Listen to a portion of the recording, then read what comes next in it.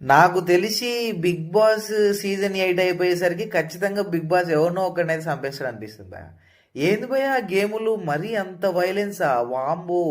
నిజంగా ఒక big boss డబ్ల్యూడబ్ల్యూఈలో కొట్టుకున్నాడు కొట్టుకుంటున్నారు. ఇప్పుడు ఇవాళ ప్రోమో వచ్చింది. ఈ ప్రోమోలో ఒక టీ షర్ట్ తీసుకొని ఎవరిదే పలానా ఒక పర్సన్ టీ షర్ట్ తీసుకుపోయి ఒక బొమ్మకి వేయాలంట. దాన్నంట ఉన్న క్రౌడ్ అంతా దాంట్లో ఉన్న క్లాన్ అంత మొత్తం అంటే ఆపాలంట వాళ్ళని.